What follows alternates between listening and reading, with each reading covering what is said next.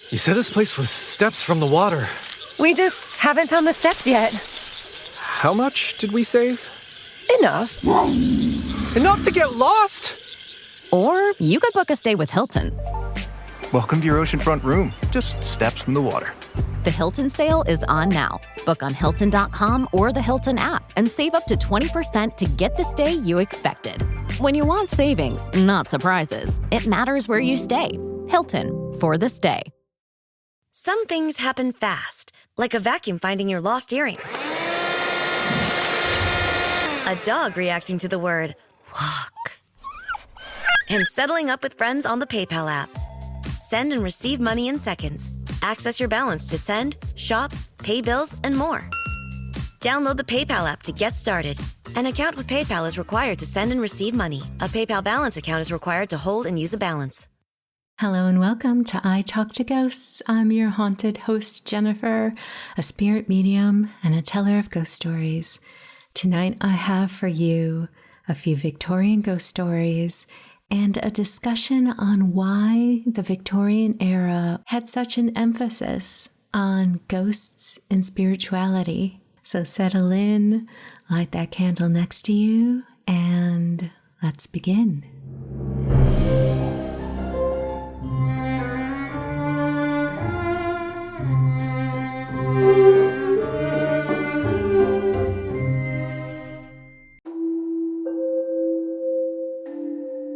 When we think about ghost stories today, we often picture flickering candles, creaking floorboards, and shadowy figures drifting through old houses.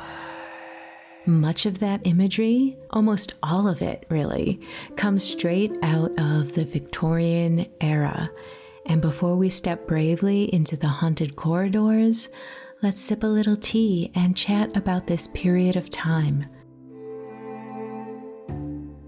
The Victorian era was known for its sharp contrasts. It was an age of breathtaking progress and quiet terror, of polished manners and hidden anxieties. Steam engines roared through the countryside while candlelight still flickered in drawing rooms. Cities expanded at unprecedented speeds.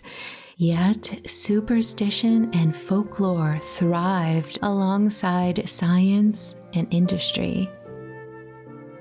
Named after the reign of Queen Victoria, this period of time stretched from 1837 to 1901 and reshaped nearly every aspect of daily life. It was a time obsessed with order, morality, and appearances. But beneath that carefully pressed surface was a deep fascination with what could not be seen, explained, or controlled. Victorian society valued propriety above almost all else. Behavior was regulated by strict social codes. Emotions were expected to be contained. Public reputation mattered enormously. And the idea of respectability governed everything from clothing to conversation. And yet this society was utterly captivated by the invisible world. The Victorians weren't just casually interested in ghosts. They were immersed in them. Ghosts appeared in their literature, their parlors, their scientific debates, and even their family gatherings. To understand why the Victorians were so deeply fascinated with ghosts, we must look not only at what they believed, but what they were trying to survive. One of the most important reasons the Victorians were fascinated with ghosts is simple: death was everywhere. High infant mortality rates, frequent epidemics like cholera and tuberculosis, dangerous working conditions, and limited medical knowledge meant that nearly every family experienced loss, often repeatedly. It wasn't unusual for parents to outlive several children or for young adults to lose spouses early in life. Death was not hidden away or sanitized. Bodies were laid out in homes. Mourning clothing was worn publicly and for a long period of time. Post-mortem photography, where families posed with deceased loved ones, was common and socially accepted.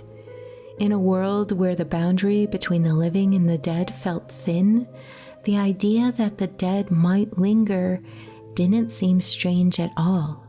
Ghosts weren't always terrifying figures. Often they were imagined as continuations of loved ones, still present, still watching, still reachable. And this fascination intensified with the rise of spiritualism, a belief system that claimed the living could communicate with the dead through mediums. Spiritualism gained popularity in the mid-1800s and quickly spread through England and America. Seances became fashionable social events, especially in middle and upper-class homes. People gathered around tables, holding hands, waiting for knocks, raps, automatic writing, or spirit voices to emerge. What made spiritualism particularly powerful was that it presented itself as both emotional and scientific. Victorians lived in an age of rapid technological changes, telegraphs, photography, electricity, things that would have seemed almost magical only decades earlier. If messages could travel invisibly across wires, why couldn't they travel across the veil of death? Many Victorians genuinely believed ghostly communication could be studied, measured, and proven. Some scientists even attended seances, hoping to document evidence of an afterlife.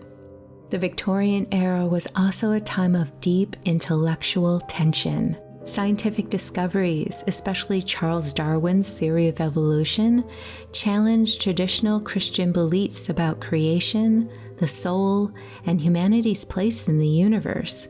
For many people, this created a spiritual crisis. Ghosts and spirit communication offered a kind of middle ground. You didn't have to fully reject religion, but you didn't have to rely solely on church doctrine either. Spiritualism suggested that the soul survived death and that proof could be found through personal experience rather than faith alone. In that sense, ghosts became evidence, or at least hopeful symbols, that life had meaning beyond the physical body. And Victorian ghost stories weren't just written to scare people. They were often moral tales. Many stories featured restless spirits trapped by guilt, injustice, or unfinished business. Ghosts return to expose crimes, demand proper burials, or warn the living away from moral corruption. These stories reflected Victorian values: responsibility, reputation, family duty, and social order. One of the most famous examples comes from Charles Dickens, whose ghostly works, especially A Christmas Carol, use spirits not as monsters but as teachers. The ghost of Christmas past, present, and yet to come exists to awaken consciousness and transformation. In this way, ghosts were tools for self-reflection. They asked uncomfortable questions. What will you leave behind? How will you be remembered? What haunts you now? And what might haunt you later?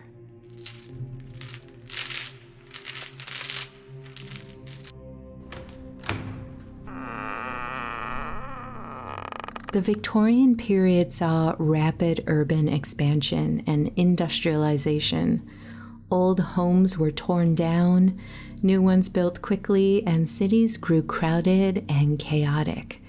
Many ghost stories were set in houses, and that's no coincidence. Homes symbolize stability, lineage, and memory. A haunted house suggested that the past could not easily be erased. That emotional and historical residue lingered, even as society rushed forward. For Victorians living through enormous social change, ghosts represented what refused to be forgotten. Belief in ghosts wasn't fringe or embarrassing. It was often socially acceptable, even fashionable. After the death of Prince Albert, Queen Victoria herself reportedly sought comfort in spiritualist ideas and communication with the dead. Her openness helped legitimize these beliefs in the public eye. When the Queen mourned publicly and indefinitely, it reinforced the idea that bonds of love did not end at death, and that seeking connection beyond it was understandable, even respectable. To modern audiences, Victorian ghost stories can feel eerie or macabre, but to the Victorians, they were often comforting. Ghosts suggest that love continued, that justice could still be served, that death was not a final silence, but a transition. In a world full of uncertainty, disease, and rapid change, ghosts offered continuality. They reassured people that the past mattered and that the dead were not truly gone.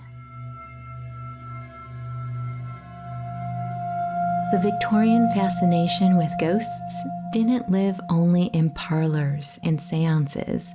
It thrived in print. Ghost stories were wildly popular in magazines, newspapers, and Christmas annuals, and many of the most influential ones are now firmly in the public domain. What you're about to hear are Victorian ghost stories retold, adapted from public domain works written during a time when death was familiar, the unseen felt close, and the veil between worlds was thought to be thin. These stories are not modern jump scare hauntings. These are quiet ghosts. So get comfortable, lower the lights if you can, and let's begin.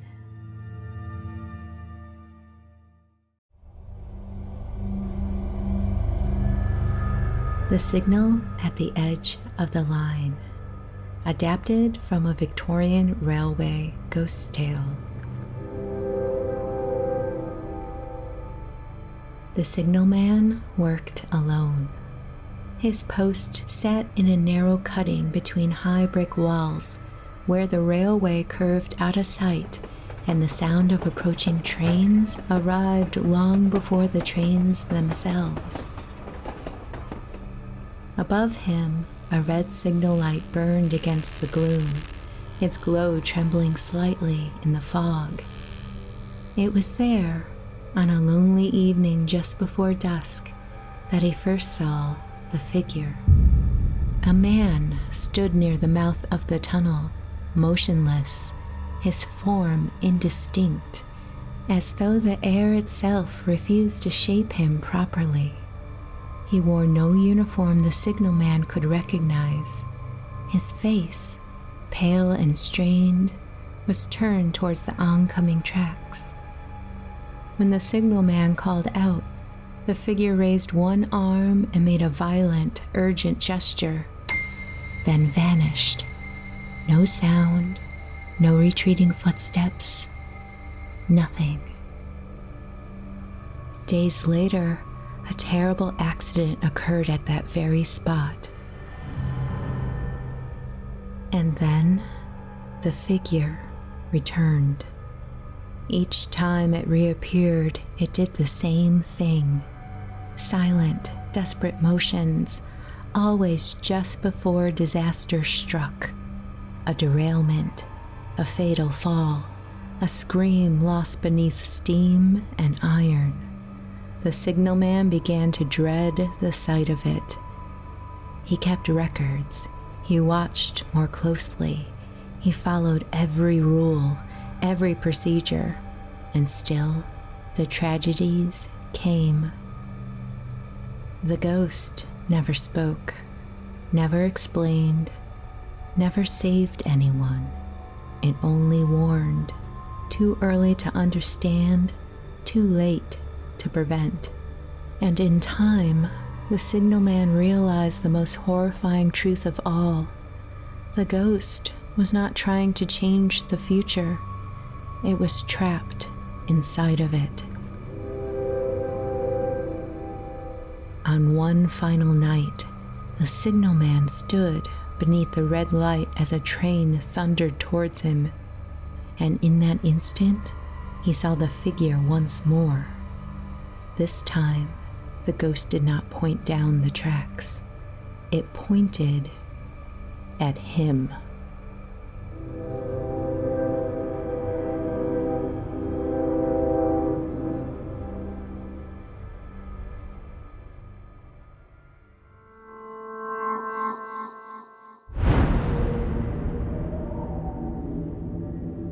The Child in the Frosted Hall, adapted from a Victorian country house ghost story. I was young when I first came to the old manor, and older now when I speak of it, but some places never loosen their grip on memory. The house stood isolated on the moors, vast and cold, with long corridors that swallowed sound and windows that never quite reflected light correctly. Even in the summer, the halls felt chilled, as though winter had settled deep into the walls.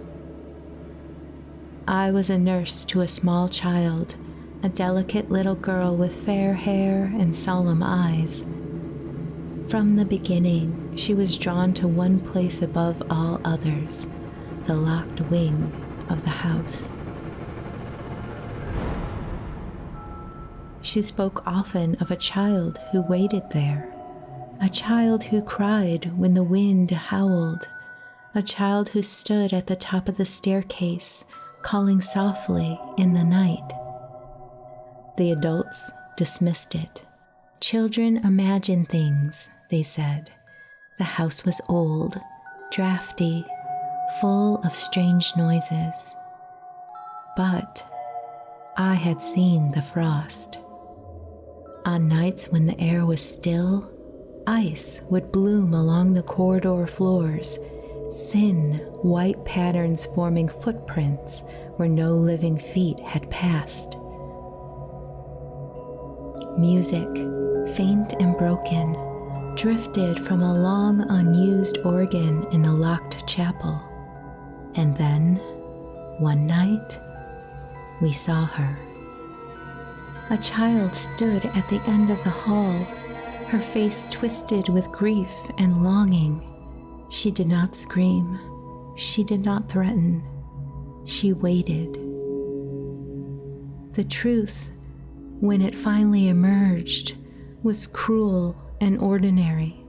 A child cast out, hidden away, erased to preserve the family's reputation. Love denied, a life denied. And the ghost remained because no one had spoken her name.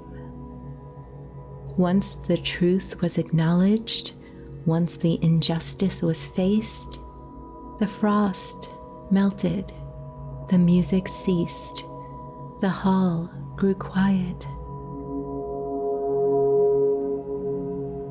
But I never forgot the lesson the house had taught us. What is buried in silence does not rest.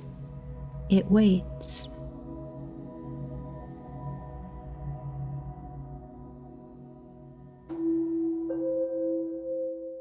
The Victorian fascination with ghosts wasn't about escapism, it was about meaning. Ghosts allowed people to process grief, wrestle with scientific upheaval, and imagine an afterlife that felt personal and accessible. Ghost stories were symbols of memory, morality, and the deep human desire to believe that we are more than flesh and bone. And perhaps that's why Victorian ghost stories still resonate today, because beneath the wrapping tables and candlelit parlors, they asked the same question we still ask now. When everything ends, does anything remain? Thank you for joining me tonight for this exploration of the Victorian era and their fascination with ghosts. Next, linger with me at my seance table for a message from the spirits.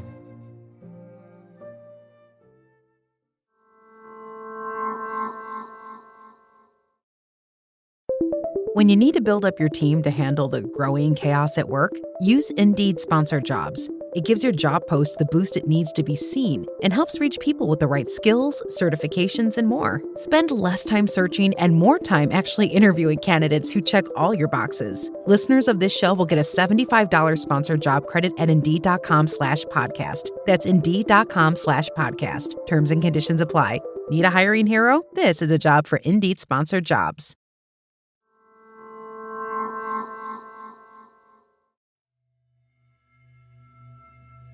Welcome back to I Talk to Ghosts. Thank you for joining me at my seance table for this message from the spirits. Tonight, as I work, I have with me Snowflake Obsidian. Snowflake Obsidian is known as the Stone of Purity. It brings balance and it provides protection for your senses. Negativity can't coexist with it. So it's really good at enhancing your meditative space by helping to create serenity, and it makes you more aware of love and beauty. It's a great healing stone.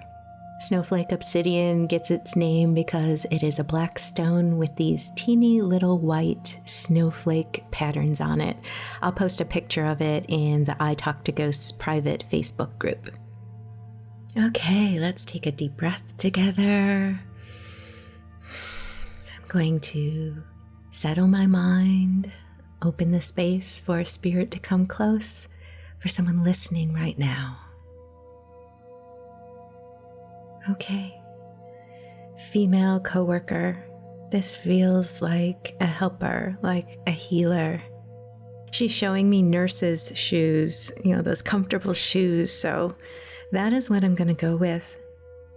You two had an amazing relationship full of laughter, and she's saying you just got each other. You got each other. It feels like she really helped you keep your spirits up, especially during challenging shifts. She's showing me a horse. I know that sounds random, but I get these various snippets in life that all connect and make sense when you know a person. So you should understand that reference. When she got sick, she did not want to be a burden, and she worried about the financial impact of it too. But then she's coming back with, I don't want to be too serious about this. I'm okay. So she's bringing in a sense of levity and showing me ice cream. Okay, her message for you tonight. She wants to come in with that balancing energy for you and still be that foundation of warmth and positivity for you. She's saying, don't worry, just do. Don't overthink things. Take a deep breath and don't continue to carry stressors with you when they're not happening in the moment. She's like, what are you trading your current moment for? Are you dragging what happened during the day with you when it's no longer occurring?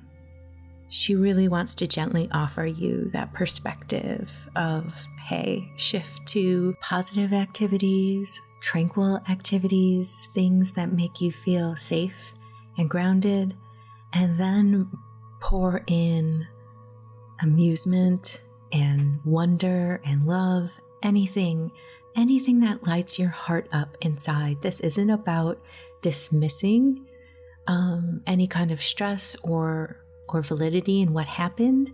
It's about gently moving into a new moment and not continuing the suffering of it if it is no longer going on. Wow, she's giving me this whole meditation I can do over this. I am going to take some personal notes and create a meditation specifically on this type of emotional shifting. Definitely. I'm going to leave it at that. I hope this message finds you and offers you comfort and a bit of a reconnection with your friend who has passed. Thank you.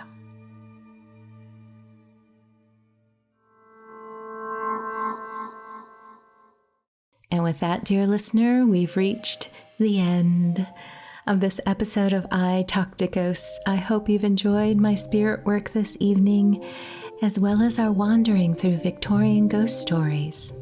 Do you have a personal ghost story you'd like to share? If so, please reach out. But wherever you wander off to in this world or the next, just remember, come back and visit with me. Have a lovely evening and good night.